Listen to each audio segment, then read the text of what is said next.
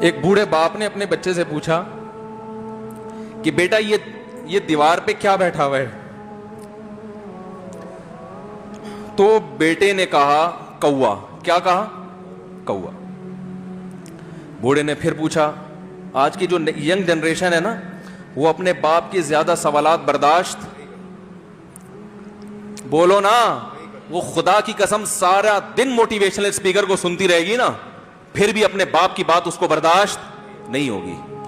دم ہی نہیں ہے اس میں, معاشرے کی اصلاح ہے ہی نہیں.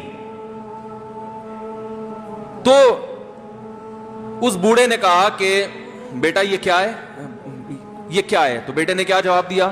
کوا. دوبارہ اس نے پوچھا بیٹا یہ کیا ہے؟ بیٹے نے کیا کہا؟ کوا. تیسری دفعہ پوچھا تو کوئی بہت ہی شریف خاندان کا بیٹا تھا, تو تیسری دفعہ میں سوال برداشت کر گیا.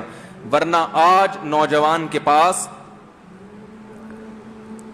بوڑھے باپ اور بوڑھی ماں کو برداشت کرنے کا حوصلہ نہیں ہے. 2-3 سوالات پر ہی آگ بگولا ہو جاتے ہیں.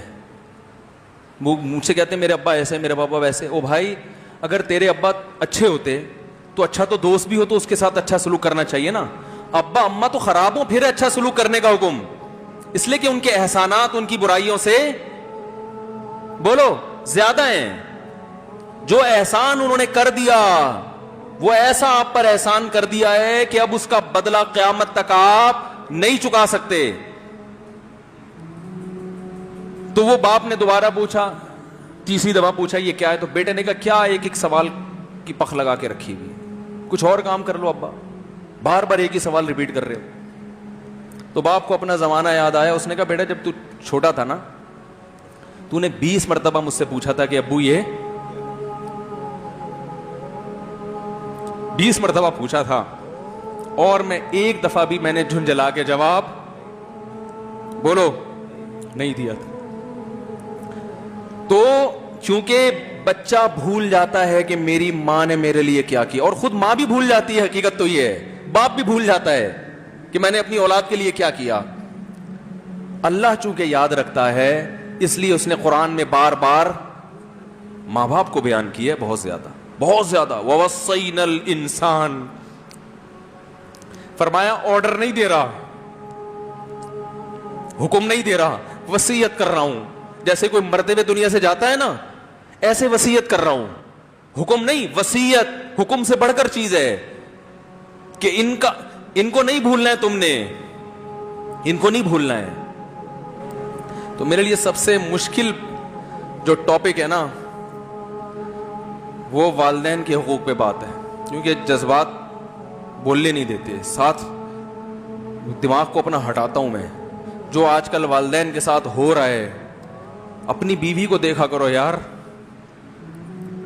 کیسے پالتی ہے,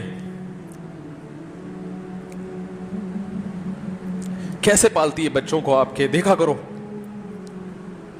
کیسے صبح صبح ان کے کپڑے استری کر رہی ہوگی, کیسے محبت سے ناشتہ بنا رہی ہوگی, کیسے محبت سے وین میں بٹھا رہی ہوگی. عورت کسی کے لیے بھی منافقت رکھ سکتی ہے, کسی سے بھی دشمنی رکھ سکتی ہے. اولاد کے لیے ماں سے بڑا تحفہ بولو, اولاد کے ساتھ کبھی بھی برا نہیں سوچتی ہو. ایسا اللہ نے اس پر احسان کیا, آج وہ برداشت نہیں ہو رہی. کمبخت مرنے کے بعد غسل نہیں دے رہے ہوتے اس کو. باپ مر گیا فوراً عیدی سینٹر غسل کے لیے, ماں مر گئی عیدی سینٹر. او بھائی اب تو آخری سفر ہے, بیٹی کو چاہیے ماں کو گود میں بٹھا کے غسل دے, فخر کرے, اس کی باڈی پہ ہاتھ نہیں لگا رہے, مر گئی ہے. کیسے یہ ہے؟